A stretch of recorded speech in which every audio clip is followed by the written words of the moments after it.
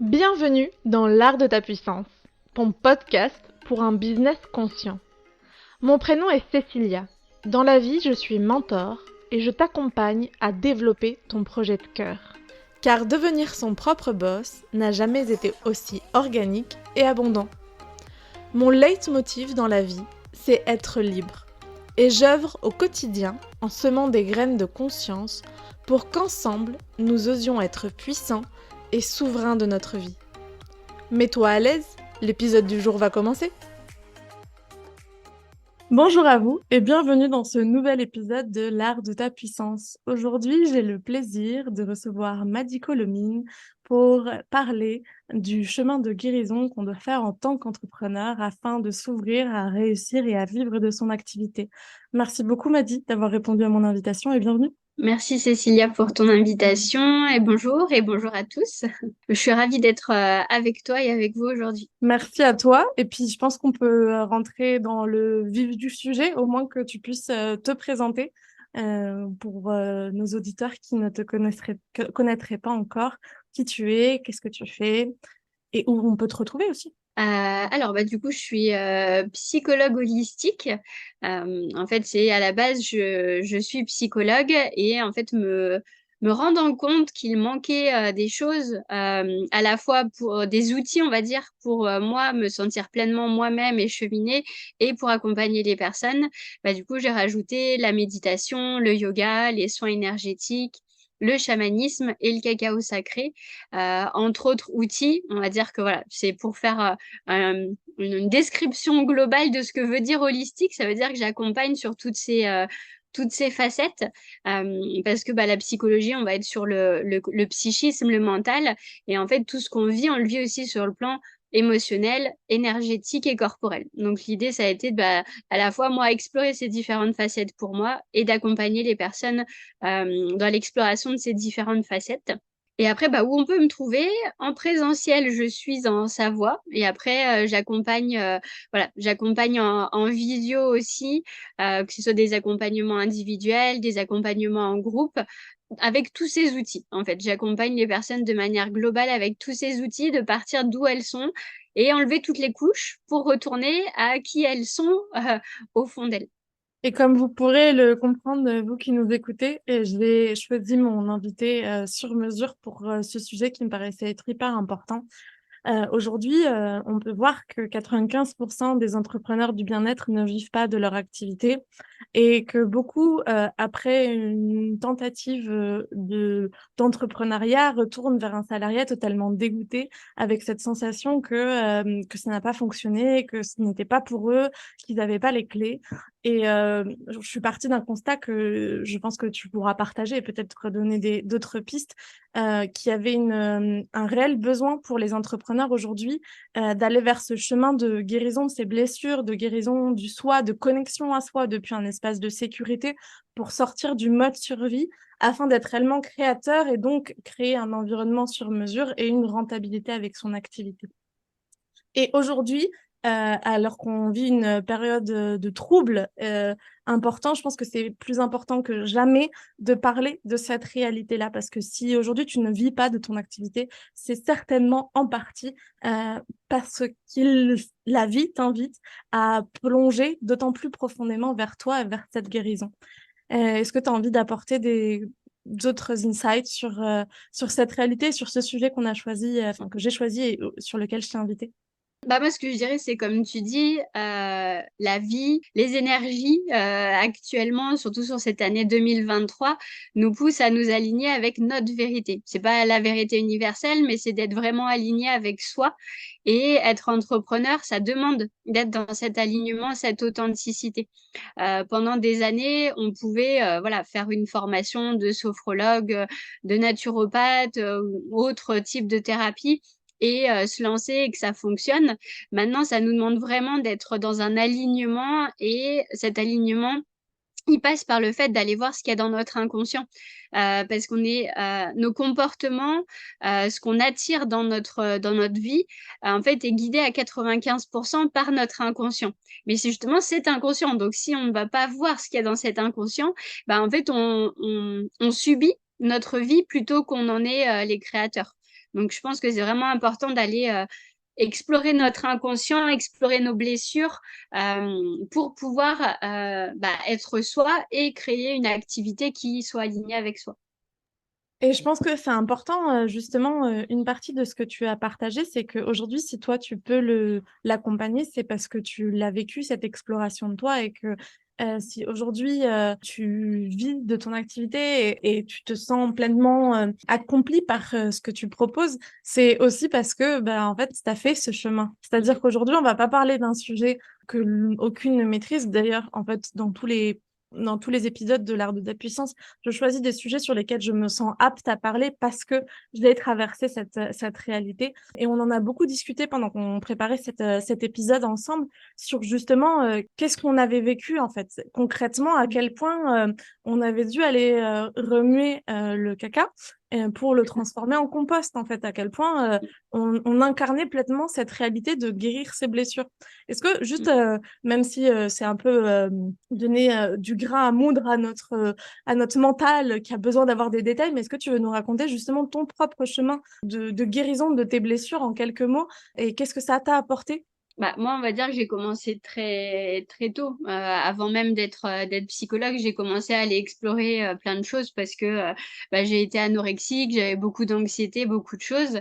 Mais après pour cette idée de l'entrepreneuriat et ce changement, je pense, énergétique dans ce qui nous est demandé par la vie, à la base, je suis psychologue et c'est vrai que, quand j'ai lancé mon activité de psychologue, oui, peut-être que ça a mis un temps à se lancer, mais juste le titre de psychologue, on va dire, suffisait à ce qu'il y ait des gens qui viennent à moi.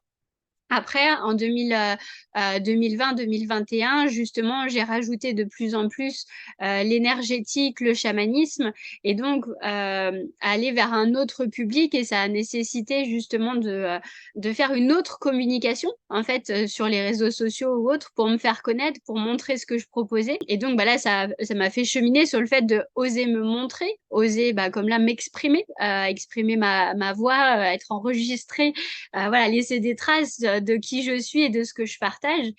Et en fait, quand on se lance dans l'entrepreneuriat, notamment dans le bien-être, dans l'accompagnement, il y a plein de monde, il y a plein de personnes. Et c'est important justement d'aller voir qu'est-ce qui nous rend unique pour accompagner les autres. Et ce qui nous rend unique, c'est notre histoire, mais pas, j'ai envie de dire, c'est pas ce qui nous rend unique, c'est pas forcément ce qui paraît beau. C'est nos blessures, en fait. C'est dans nos blessures qu'il va y avoir notre richesse et c'est là où il y a le trésor d'où on peut accompagner les autres. Moi, par exemple, j'ai toujours été un peu différente, harcelée, mise de côté. Donc, le groupe, c'était un peu compliqué. Et en fait, d'avoir guéri ces blessures-là, maintenant, je rassemble. Je fais beaucoup de cérémonies, d'accompagnement aussi en groupe. Et parce que j'ai pu toucher cette importance du lien, d'être en groupe, de cette richesse, en fait. Et du coup, ça nécessite vraiment d'aller explorer. Là, l'année dernière aussi, ce que j'ai exploré cette année, c'est oser parler de mes capacités, mes intuitions, mes capacités à faire des soins, à tirer les cartes, parce que dans ma lignée, tout le monde l'a caché, en fait. Ma grand-mère tirait les cartes cachées dans les toilettes, pour donner un exemple. Donc, en fait, c'est ça, c'est d'aller voir nos blessures, d'aller voir d'où on vient. Et là, en fait, on va pouvoir, comme on en parlait, dépasser nos peurs. Pas les dépasser, c'est les traverser. Parce que les dépasser, des fois, c'est juste les mettre sous le tapis. Et en fait, si on met juste les peurs sous le tapis, en fait, on se prend un mur derrière. C'est vraiment oser plonger à l'intérieur. Ça fait mal, c'est pas confortable. Voilà, moi, je peux le dire, 2022, je suis allée au fond du trou. Après, voilà, j'ai dû reprendre un travail qu'on va dire alimentaire, qui était plus ma passion d'accompagner les personnes. Mais en même temps, ça m'a permis d'avoir une sécurité financière pour me permettre d'avoir l'espace psychique d'aller explorer mes blessures pour pouvoir après revenir en ayant fait ce chemin-là. Donc, pour dire aussi aux personnes qui nous écouteront que reprendre un travail qui paraît alimentaire, des fois, c'est aussi une solution pour pouvoir avoir l'espace de cheminer sur soi et de guérir les blessures. Et je pense que c'est hyper important de le dire. Moi, c'est quelque chose que j'ai peut-être pas assez entendu ou que j'étais vraiment pas du tout ouverte à entendre. Quand je suis rentrée d'Amérique latine, je suis rentrée tellement fatiguée que pour moi, travailler pour quelqu'un d'autre, c'était pas possible et que j'ai préféré demander le RSA et travailler sur mon activité à côté. Et donc, du coup, et baisser totalement mes dépenses. Et en même temps, ça m'a demandé de faire ce chemin de guérison depuis un espace d'insécurité financière, d'insécurité matérielle. Et c'est un peu, c'est un peu le mode Saiyan, quoi. Genre le mode Mmh. super. Et si j'en suis fière et si je ne renie pas, je sais aussi que ça peut pousser à certaines personnes qui auraient été moins entourées, moins ancrées dans la personnalité, dans les, dans le psychisme que moi. Ça peut amener à de réelles pathologies, en fait, à provoquer, à réveiller de réelles pathologies. Et en fait, aujourd'hui, moi, je suis au contraire à dire à toutes mes clientes, mais reprends un travail. Mmh. Arrête de lutter contre. Sors la cape de la guerrière enfin de la guerrière qui lutte et peut-être prends celle de la guerrière du cœur qui traverse, qui vit, et qui s'offre une réelle sécurité parce que je pense que guérir ses blessures, comme tu l'as dit, ça demande un espace de vulnérabilité incroyable. Et quand cet espace de vulnérabilité, on le fait en plus dans un espace d'insécurité, en mode survie, c'est vraiment hardcore. Et je parle en toute connaissance de cause parce que c'est ce que j'ai vécu en 2020, 2021, 2022, il en faut. Donc, je vous conseillerais de ne pas faire ce que j'ai fait. Vraiment. Je vous conseille souvent de faire ce que Mmh. j'ai fait, mais là, non, Mmh. pas obligé. Et je trouvais ça intéressant ce que tu nous parlais à un moment de justement que l'entrepreneuriat, c'est finalement incarner son unicité, incarner son authenticité. Il y a une phrase de Geneviève Gauvin que j'aime beaucoup qui est tous les autres sont pris, alors assume-toi toi. Arrête de porter les masques de quelqu'un d'autre parce que la seule version qui n'est pas prise, c'est la tienne. Oui, je trouve que dans un contexte où, après justement 2020, tout le monde est arrivé sur le marché, notamment du bien-être, avec cette envie de liberté, parce qu'on nous avait tellement, enfin, la pandémie nous a montré tellement de côtés de notre société qui n'était plus possible d'ignorer. Si on avait ignoré jusqu'à maintenant, bah là, on pouvait plus ne pas voir qu'on était pris pour des pantins et des marionnettes. Et donc, il y en a plein qui ont osé s'éveiller ou en tout cas finir leur éveil et se dire, OK, bah, je deviens entrepreneur. Sauf que ça a amené du coup aussi un marché plus concurrentiel, un marché plus formé aussi, avec des attentes des clients de plus en plus élevées, avec une massification d'offres sur le marché. Et du coup, finalement, comme tu le disais, ce qui avant, tu pouvais juste être sophro et gagner à peu près ta vie, bah, après que 10 000 autres sophros soient arrivés dans ton secteur, bah, en fait, non, il fallait comprendre qu'est-ce que tu avais envie d'accompagner avec la sophrologie. Et du coup, ça nous a amené, durant la préparation, à revoir qu'est-ce que c'était d'être libre, en fait. Parce que si tu entreprends aujourd'hui pour ta liberté, ça signifie quoi la liberté pour toi, Madi? Pour moi, la liberté, c'est de me sentir libre, me sentir en paix où que je sois, en fait. Parce que je pense par rapport à ce qu'on avait échangé, c'est que la liberté, en Occident, il y a beaucoup cette idée de la liberté, c'est faire ce qu'on veut quand on veut, où on veut, comme on veut. Et ça, c'est pas de la liberté, c'est l'ego qui veut avoir tous les pouvoirs. Mais la vraie liberté, à mon sens, hein, c'est pas la vérité, mais c'est comment je le vis moi, c'est de pouvoir me sentir en paix et d'être moi où que je sois en fait et bien avec ce que je fais et être entrepreneur, j'ai envie de dire c'est pas de la liberté. Si on veut être entrepreneur pour être libre, c'est pas du tout le cas parce que ça nécessite une discipline et un cadre qu'on doit se mettre à soi-même en fait, et il y a besoin d'avoir cette structure parce que sinon notre entreprise elle fonctionne pas parce qu'on est juste dans du ressenti, on se laisse flotter et il y a besoin d'action. Quand des fois on a été que dans du salariat, on se rend pas compte de toute la structure qui a besoin. Et en fait, comme tu dis, en 2020, 2021, il y a beaucoup de personnes qui se sont formées à des méthodes de bien-être parce que ça leur a parlé et pour accompagner les autres. Mais en fait, il faut aussi se mettre une structure, un cadre et je dirais aussi avoir la conscience depuis quel espace on le fait. Parce que des fois, je l'avais déjà vu avant, il n'y a pas que 2020. Je sais que je me rappelle toujours en fac de psycho, il y avait un jeune homme qui avait dit qu'en fait, ça faisait un moment qu'il se rendait compte qu'il avait des difficultés. Donc, il venait à un psycho pour mieux se comprendre. Et moi, dans ma tête, je disais, faut plutôt aller voir un psychologue. Et en fait, c'est ça aussi, c'est d'avoir le discernement de se dire, est-ce que je me lance à accompagner dans le bien-être parce que c'est une vraie vocation ou est-ce que parce que j'ai moi-même besoin d'être accompagnée? Et si j'ai besoin d'être accompagnée, je me fais accompagner et après, je vois si je peux en faire mon métier. Mais voilà, on peut être libre au bout d'un certain temps en étant entrepreneur, mais ça nécessite une discipline et une rigueur. Parce qu'il y a la comptabilité à faire, il y a la communication, il y a tout ça en fait. Et si on croit juste qu'il va suffire de dire je suis là et on aura du monde, c'est pas toujours le cas. C'est même, enfin, de mon connu, c'est même jamais le cas. C'est ça. Mais c'était pour être gentil. Et je pense qu'il y a une vraie question à se poser si je suis faite pour être entrepreneur et quelle est la forme d'entrepreneuriat que je peux avoir. Parce que peut-être que ce qui me conviendra le mieux, ce sera d'être freelance, par exemple, ou d'avoir du coup un gros client. Mais là, du coup, c'est plus vraiment de l'entrepreneuriat et c'est pas grave.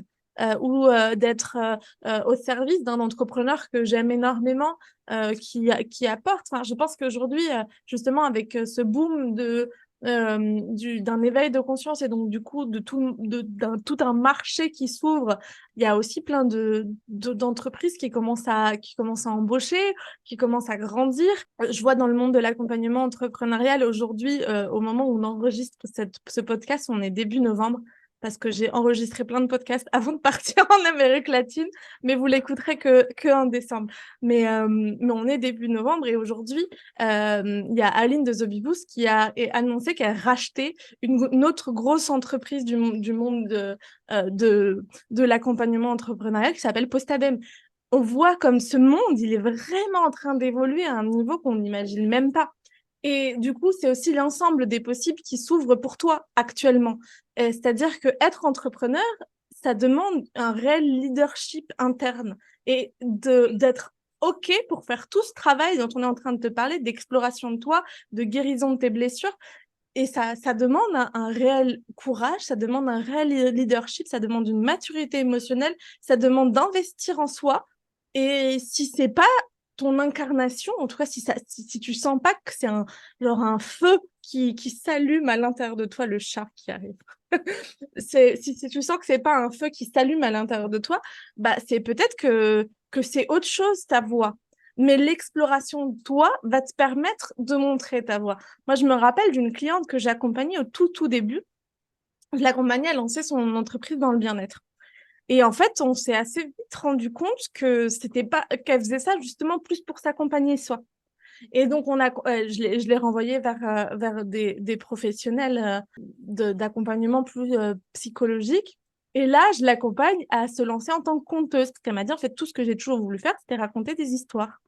Et elle est excellente dans ce qu'elle fait. C'est-à-dire que quand elle était thérapeute, elle pouvait avoir 2, 3 clients, mais il fallait qu'elle les cherche. Alors que là, en tant que conteuse, il y a justement son côté générateur qui est totalement rempli parce qu'il y a plein d'opportunités qui arrivent à elle et juste à elle d'écouter son sacral pour dire oui ou non. Et c'est là où ça a donné encore plus de grain à moudre à une conviction que j'avais que c'est OK si en fait entreprendre en tant qu'entrepreneuse du bien-être a été juste une phase pour toi, une phase pour te découvrir. Aimer, peut-être, et le courage d'aller jusqu'au bout de ce processus de découverte et d'exploration de toi pour toucher du doigt qu'est-ce qui fait vraiment sens aujourd'hui. Ouais, je trouve que c'est un message assez important à diffuser. Pendant qu'on s'était réunis, on avait aussi mis en avant plein de schémas qu'on pouvait observer et que tu peux peut-être regarder. C'est-à-dire que c'est des schémas qu'on voit dans les entrepreneurs ou dans les personnes que tu peux accompagner, Madi, qui nous montrent qu'il y a un évitement de cette exploration de soi. Et peut-être regarde si tu te reconnais dans un de ces schémas-là, qu'est-ce que ça raconte sur toi et comment est-ce que tu peux aller au mieux accompagner cette part de toi qui est absolument terrifiée aujourd'hui, mais sans l'accompagner, bah, il y aura pas de, ça fera pas des chocs à pic. Faut pas, c'est le choc à pic, c'est le chocolat et le gluten. Et si tu mets du chocolat et du gluten, ça fait des chocs à pic. Mais là, si tu mets que du chocolat ou que du gluten, ça reste du chocolat ou du gluten. Bref. Mm, mm.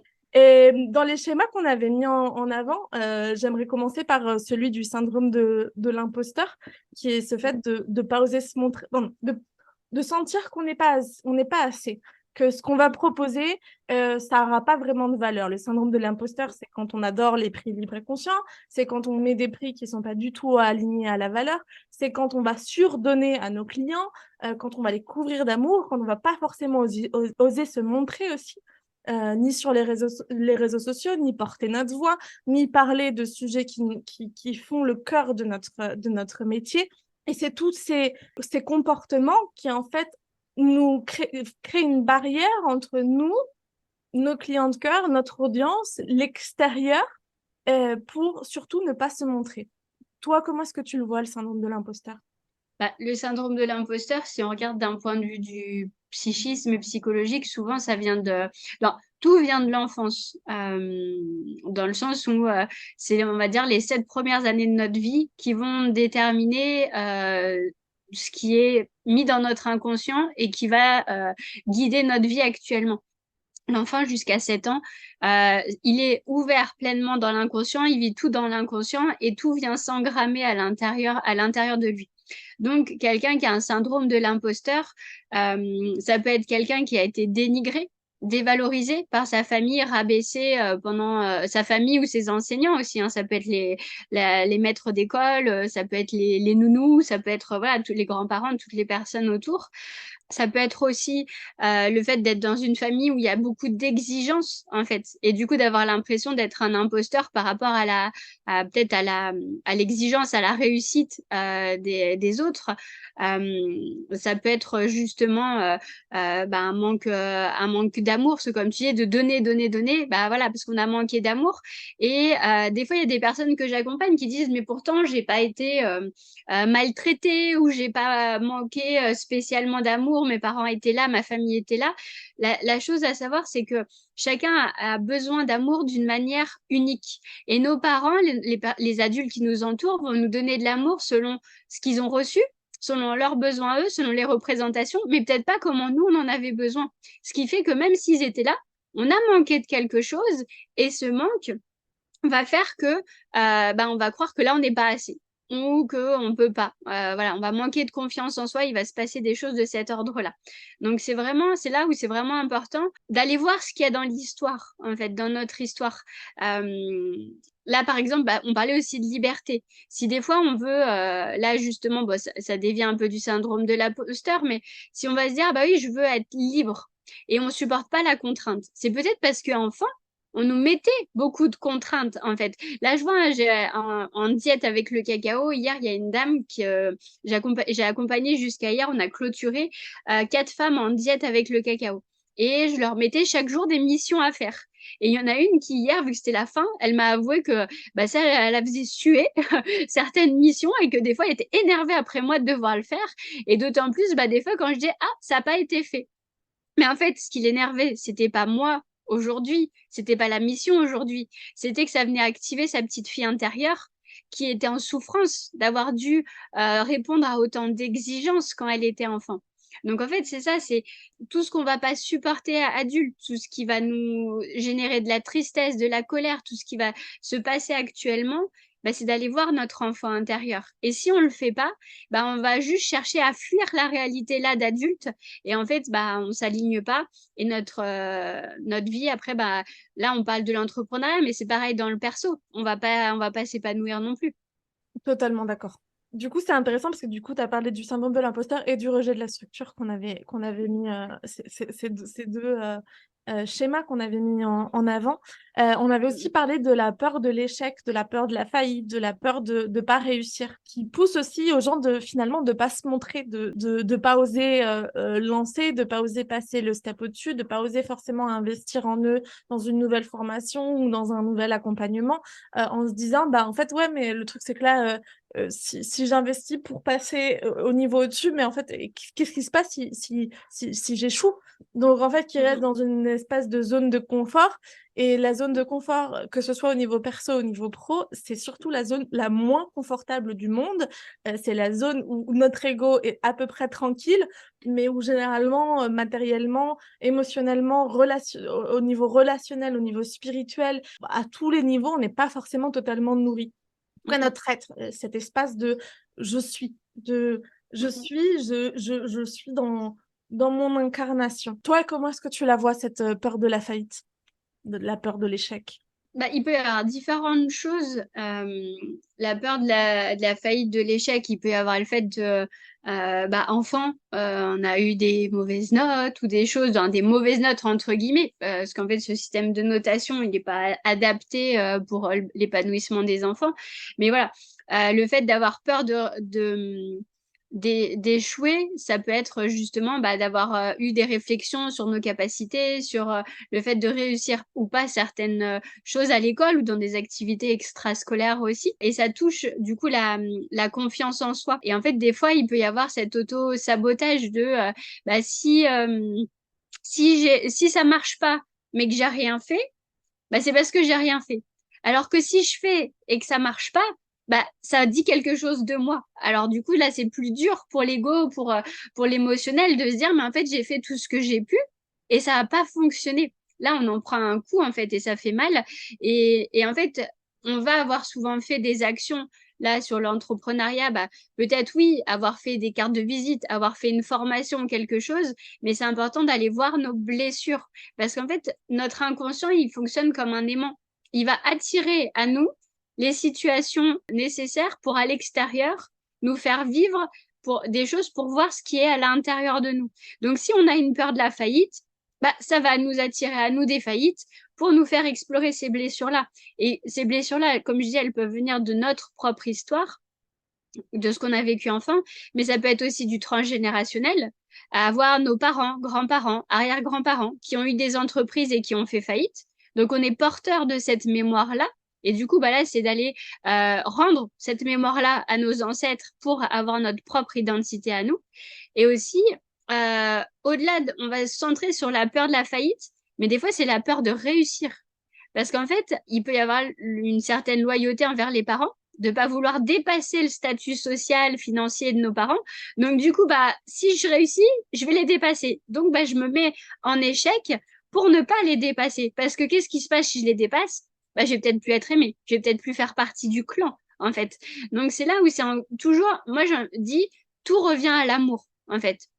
Enfin, pour survivre, on a besoin d'amour. Et adulte, on croit qu'on a besoin de réussite, on a besoin d'argent, on a besoin de ça, mais en fait, on a juste besoin encore d'amour.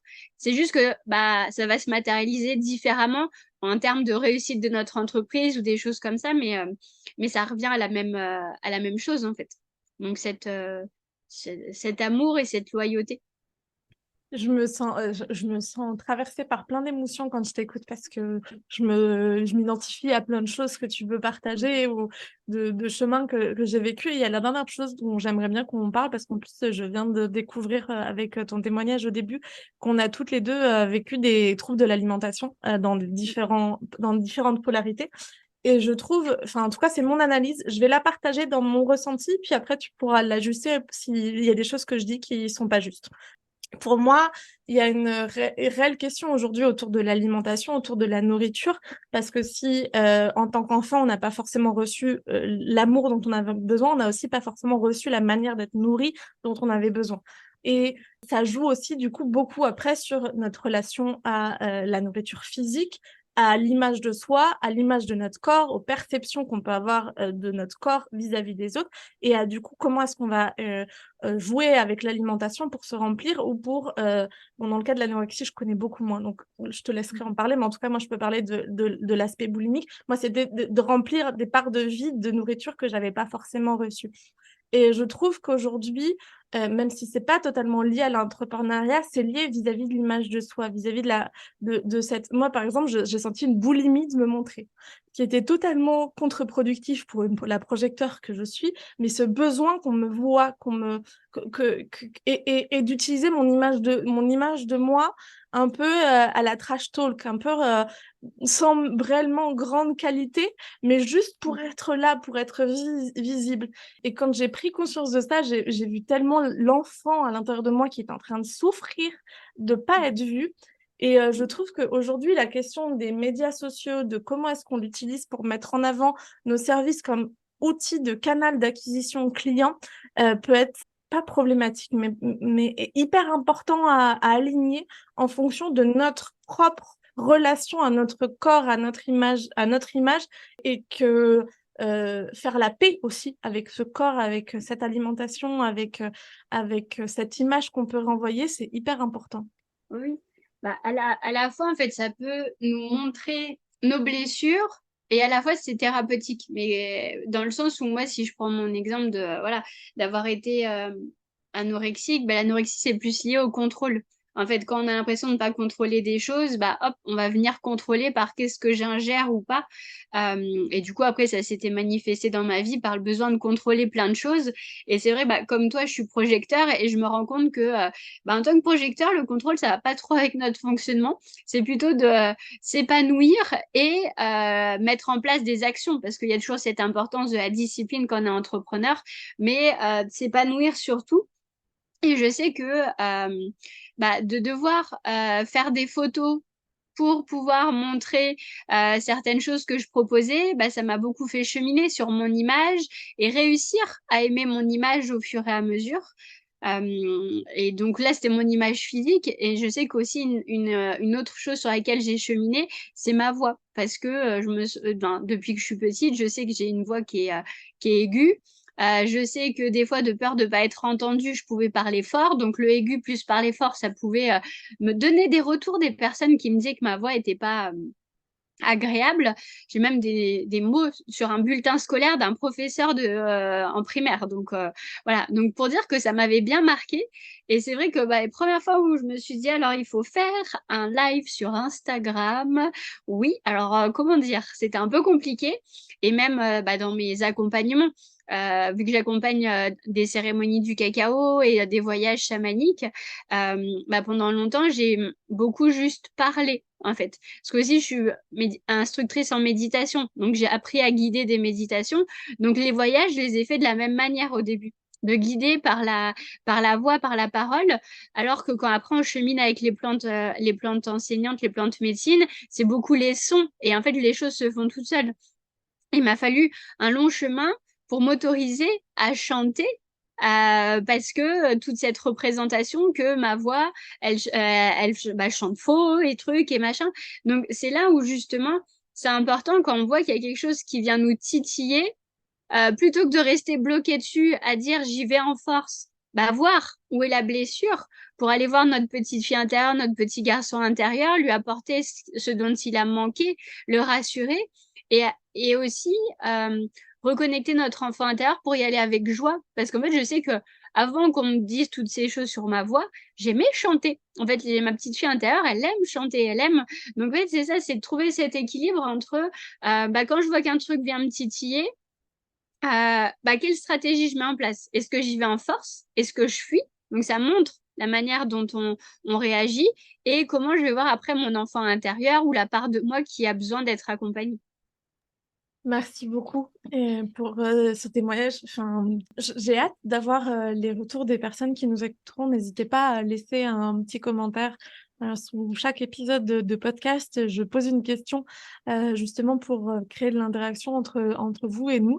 N'hésitez pas voilà, soit à poser vos questions aussi à Madi ou à transmettre quelle émotion nous écouter parler de ces sujets vous a traversé, aussi quelle prise de conscience vous pouvez avoir vis-à-vis de votre pratique entrepreneuriale et de ces schémas que vous pouvez être en train de reproduire et qu'est-ce que ça raconte de vous. La première étape, c'est la prise de conscience. Après, on décide de comment est-ce qu'on a envie d'accompagner ces parts de nous en blessure et tout est juste. On n'est pas là pour mettre en avant une technique plus qu'une autre. On a nos manières d'accompagner qui sont uniques. Aimer, cette prise de conscience, à partir du moment où on la verbalise, et en plus, on la verbalise dans un endroit sécure, même si c'est sur une plateforme de podcast, mais ça reste un endroit que je soutiens avec tout cet amour on est là pour juste vous accueillir dans ce que vous vivez, dans ce que vous êtes, dans ce que vous traversez. Et je vous le dis par expérience parce que moi, il y a des fois, ça m'a fait tellement de bien de juste écrire, waouh, j'ai vécu ça en t'écoutant. Et ça m'a plongée dans cette part de moi. Et je suis heureuse de laisser de l'espace à mon enfant qui a souffert parce que blablabla. Enfin, pas blablabla, mais selon ce que, ce que vous avez vécu. Et je vous invite vraiment à le faire parce que c'est un petit pas. Et c'est tous les petits pas mis bout à bout qui nous permettent, pas après pas, de reconnecter à notre essence, à notre être et à cette part lumineuse et joyeuse à l'intérieur de nous. Ok, donc si on dresse un peu le chemin du podcast qu'on a fait jusqu'à maintenant, c'est démontrer l'importance, en tout cas depuis notre point de vue, de passer par la guérison de ces blessures pour pouvoir réussir en tant qu'entrepreneur. On a aussi mis en avant des schémas qu'on pouvait observer afin que les personnes puissent se reconnaître, se dire, ah ouais, là, il y a cette part de moi qui peut être en souffrance. Et j'aimerais qu'on finisse, avant de finir le podcast, j'aimerais qu'on apporte des outils et des clés concrètes sur qu'est-ce qu'ils peuvent mettre en place aujourd'hui après nous avoir écoutés. Je te laisse commencer avec ce qui te semble le plus juste. Bah moi, ce qui me vient, c'est comme on en avait parlé, c'est la discipline, dans le sens de prendre du temps pour soi chaque jour, mais pas juste du temps de bien-être, du temps pour observer, peut-être faire du journaling, avoir un petit carnet où on va pouvoir écrire, bah tiens, quand j'ai vécu ça, je me suis sentie comme ça, j'ai eu telle sensation dans mon corps, j'ai eu telle peur, telle émotion, telle pensée. Parce que, comme tu disais, l'important, la première étape, c'est la mise en conscience. Et si on vit notre vie en mode pilote automatique, on enchaîne les choses les unes après les autres sans avoir des temps pour se poser, on n'aura pas conscience de ça. On va juste dire, bon, bah, j'aime pas me mettre en photo sur Instagram ou bah là, mince, j'arrive pas à avoir plus de clients. Donc, du coup, bah, je vais faire encore plus de posts. Ouais, mais qu'est-ce qui fait que là, actuellement, peut-être les posts qui ont été faits, bah, pourquoi ils n'ont pas fonctionné entre guillemets en fait, est-ce qu'ils n'étaient pas alignés avec soi? Donc bah peut-être faire ce chemin de voir qu'est-ce qui est aligné avec soi, aller explorer son histoire, aller guérir ses blessures. Et justement, c'est là que je parle du fait de noter à la fois nos pensées, nos émotions, les sensations corporelles. C'est parce qu'en fait tout ce qu'on a vécu dans notre passé, on l'a vécu sur le plan psychologique, physique, émotionnel et énergétique. Et du coup, si quand on veut aller explorer notre histoire et nos blessures, c'est important d'aller explorer sur ces 4 plans-là de notre être. Et c'est là, c'est à soi de s'écouter et de trouver les méthodes qui nous correspondent. Parce qu'il peut y en avoir plein. Bah, sur le plan psychologique, bon, bah, c'est psychique, il y a beaucoup la psychologie. Mais après, sur le plan énergétique, ça peut être du chamanisme, ça peut être des soins énergétiques. Sur le plan physique, il peut y avoir la kinésiologie, il peut y avoir la somatologie, il peut y avoir rien que de faire de la danse aussi. Voilà, l'émotionnel, il y a plein de méthodes aussi. C'est important, c'est de trouver la méthode, enfin, les méthodes, parce qu'il n'y a pas une méthode miracle. Et ce que j'ai envie de dire aussi, c'est pour s'explorer, c'est de se faire confiance et pas donner son libre arbitre à quelqu'un d'autre. Pas écouter qu'il y a telle personne qui dit qu'elle a la méthode miracle pour nous aider, mais pouvoir se dire, OK, oui, telle chose, ça vibre pour moi, je vais prendre ce que j'ai à prendre et après, je vais peut-être aller trouver un autre outil pour aller explorer telle autre facette de moi et m'aider sur telle autre chose. Donc vraiment rester acteur et garder son libre arbitre. Vraiment, quand vous entendez j'ai la méthode miracle, fuyez. Enfin, moi, en tout cas, je fuis. C'est ma décision en tant qu'individu. Je pense qu'il n'y a pas de méthode miracle. Euh, Surtout quand on aime autant le design humain que moi. Et moi, je m'en rends compte à chaque lecture qu'en fait, on est tous des mondes à part entière, que si c'était déjà une croyance que j'avais, bah, elle vient d'être renforcée, elle vient se renforcer lecture après lecture. Et il y a pas de méthode miracle, sinon celle qui te convient à toi. Et je pense que c'est vraiment le plus important. Et après, sur le côté business, moi, j'avais aussi envie de vous inviter à comprendre justement ce que c'est l'entité business. C'est-à-dire ne pas en rester à votre métier de cœur, parce que vous pouvez être photographe, vous pouvez être artiste, vous pouvez être artisan, céramiste, céramiste, oui. Vous pouvez être sophrologue, vous pouvez être chaman. Ça, c'est votre métier de cœur, c'est votre incarnation. Mais aujourd'hui, vous avez la possibilité et la capacité de proposer ce métier de cœur de manière différente. Et l'entité business, c'est-à-dire décider de le faire sous la forme entrepreneuriale, d'être son propre patron et d'être à la tête de sa création, ça a des responsabilités et des coûts. Au début, on parlait de liberté et je pense que j'aimerais bien aussi parler du fait que pour moi, je suis une profonde amante de ma liberté. Dans les 3 valeurs avec lesquelles je développe Kaluna, on retrouve la liberté, la co-création et le troisième, pour moi, c'est la responsabilité. Parce que j'ai été consciente depuis le début de ce chemin de liberté qu'à chaque fois que je voulais plus de liberté, c'est aussi plus de responsabilité. Et des grands projets, et un business est un grand projet, n'existent pas sans assumer beaucoup plus de responsabilités, sans beaucoup plus de cadres, sans beaucoup plus de planification, sans beaucoup plus te montrer. Plus, moins, on s'en fiche, mais en tout cas, c'est pas une question de quantité, c'est une question de qualité. C'est une question de à quel point tu vas te proposer justement une exploration d'autant plus euh, alignée à ce que tu es.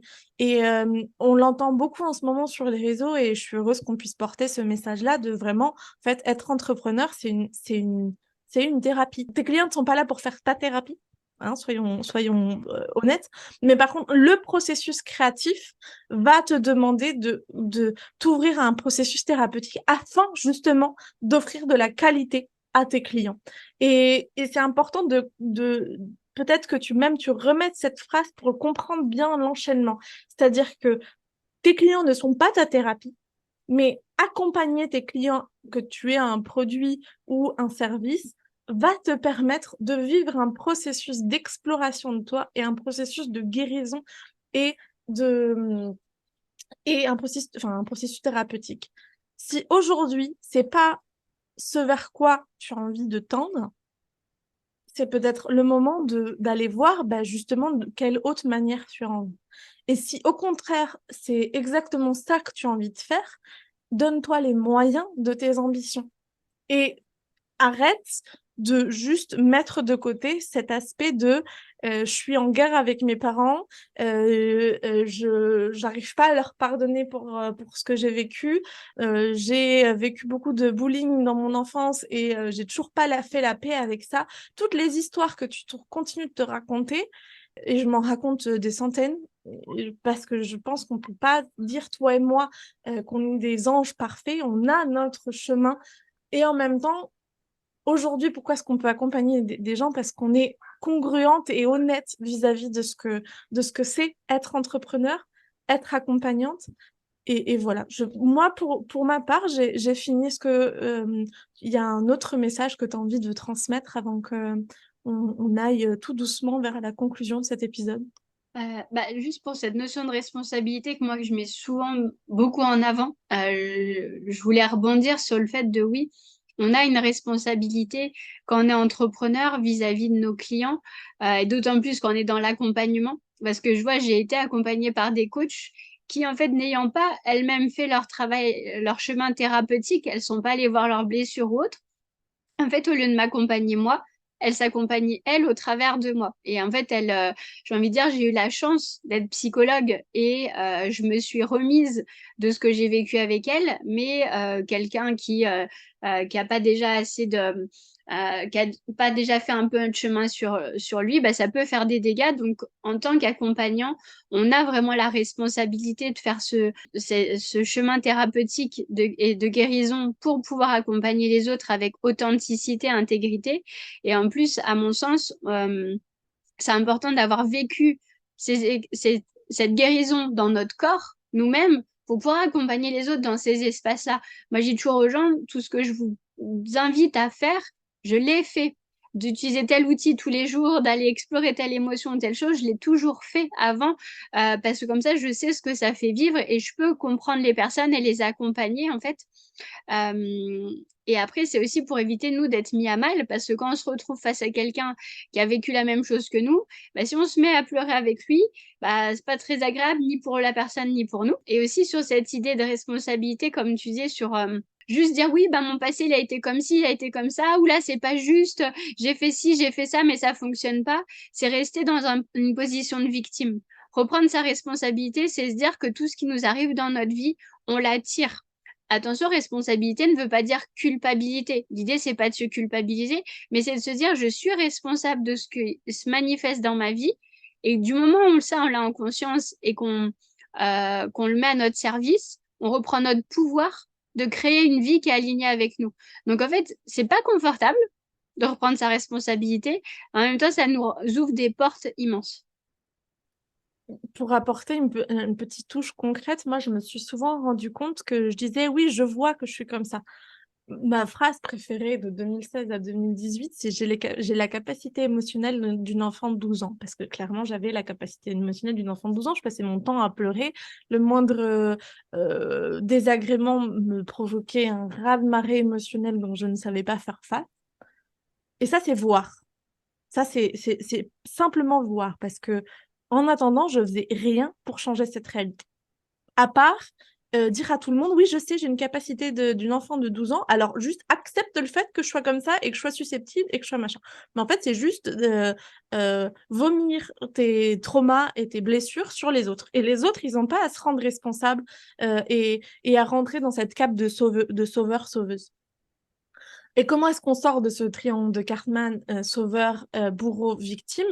C'est justement en reprenant notre responsabilité et en passant au je prends conscience. Parce qu'au moment où je prends conscience, je peux plus l'ignorer et c'est pas je suis obligée parce qu'il n'y a aucune obligation dans la vie, mais en tout cas, si on veut un peu de cohérence dans la conscience et de congruence, le passage à l'action vient main dans la main. Et voyez, enfin, observez en vous les parts de je vois et les parts de je prends conscience. Parce qu'il y en a, même moi, il y a encore des trucs de je vois. Je vois que j'agis comme un projecteur qui fait beaucoup et qui surtout n'écoute pas le fait que je suis là pour guider et pour ok, je le vois. Là, je suis en train de passer du je vois, je prends conscience et c'est plus du tout ok pour moi d'agir comme ça. Mm -mm. Et il y aura plein de choses sur lesquelles on est entre cette différence entre je vois et je prends conscience. Après, juste pour rebondir, c'est aussi là, c'est être entrepreneur ou même dans notre vie, si on veut cheminer, c'est d'accepter de mourir, de laisser mourir des parts de soi. Parce que là, toi, tu dis, bah, cette part de toi qui dit, ah bah oui, j'ai une capacité émotionnelle d'une enfant de 12 ans, bah, c'est que ça faisait partie de ton identité. Et du coup, de laisser partir ça, c'est comme si tu laisses mourir une part de toi. Et du coup, bah, ça laisse du vide. Et on a peur du vide. Donc c'est ça aussi, c'est d'accepter de laisser mourir qui on croyait être pour devenir qui on est aujourd'hui. Et c'est vrai que ça peut faire peur parce que souvent on a une peur du manque, mais c'est de se dire que la vie, elle aime pas le vide. Donc en fait, si on laisse mourir des parts de soi, il y en aura d'autres plus alignés avec nous qui vont naître à la place. Je pourrais rebondir mais du coup, ce podcast serait infini. Donc, ce que je nous propose, c'est peut-être dans quelques mois, on va faire un autre sujet, un autre épisode. En tout cas, merci beaucoup, Maddy. J'aime beaucoup, avant de dire au revoir à mes invités, déjà, poser la question s'il y a une dernière chose qui te semble qu'on n'a pas évoquée, qui est hyper importante pour toi, ou une dernière inspiration que tu as envie de laisser dans cet épisode. Je dirais, c'est de d'apporter de l'amour. Parce qu'au milieu de tout ça, c'est que bah, pour pouvoir aller accepter de mourir, pour pouvoir aller voir ses blessures, c'est de s'apporter de l'amour et aussi de se dire que c'est dans la vulnérabilité qu'il y aura notre plus grande force, en fait. C'est très beau. Et le deuxième la deuxième petite habitude que j'ai, c'est de te proposer de célébrer quelque chose qui t'arrive dans ta vie actuellement, professionnellement. euh, Il y a des personnes qui ont célébré le fait qu'elles avaient mangé un poulet au four alors qu'elles étaient végétariennes et que c'était genre leur petite... Donc tu vois, tu peux célébrer tout ce que tu as envie, mais quelque chose qui a un goût particulier pour toi en ce moment et que tu aurais envie de célébrer avec nous? Bah, célébrer que j'ai l'impression qu'après une année chaotique en 2022 et 9 mois à remettre les fondations cette année, bah, de pouvoir être enfin en paix. Et dimanche matin, je faisais une cérémonie du cacao avec mon chéri et en fait j'ai pleuré de gratitude d'être là dans mon salon et de me rendre compte que ma vie, bah, elle est exactement comment je la rêvais et en plus bah, de célébrer, de partager ça avec l'homme que j'aime. Donc voilà, donc cette paix. Je célèbre cette paix que je vis en ce moment. Et donc cette liberté, si je t'écoute bien, parce que si au début tu disais que pour toi la paix c'était donc ta paix intérieure, c'était ta liberté. Mm, c'est ça. Et, est-ce que tu peux nous partager les actualités qu'on peut retrouver en ce moment au mois de décembre de cette année 2023? Alors, en décembre, il va surtout rester des accompagnements individuels. C'est vrai que c'est surtout là, je me suis, bah, comme toi, en tant que projecteur, je me dis, je m'écoute un peu et je m'accorde un peu de repos là sur la fin d'année. Ça a pu être à partir de janvier où je recommence à proposer des diètes du cacao en individuel et en groupe. Ça peut être en présentiel ou en visio. Un nouvel accompagnement avec la rose aussi qui va arriver au mois de janvier. Voilà. Et une initiation justement au cacao que je vais proposer à partir du mois de mars. Et vraiment, j'ai créé cette initiation avec tout ce que je vous transmets, tout ce que j'ai transmis aujourd'hui, cette importance d'avoir vécu soi-même dans ses cellules les choses et d'avoir exploré avant d'accompagner avec, Mhm. parce que bah, il y a plein d'initiations au cacao qu'on peut faire en 2 semaines, un mois, et voilà, là c'est vraiment une initiation sur 10 mois. Et avec le fait de vivre des cérémonies, aller voir son enfant intérieur, son féminin, son masculin, ses croyances, et voilà. Donc c'est vraiment aussi voilà grosse actualité. Voilà, beaucoup de choses en début d'année. Trop chouette, bah, retrouver Maddy sur Instagram. Vous pouvez la retrouver à La Sagesse du Cacao, si je me trompe pas. Tu as un site internet aussi.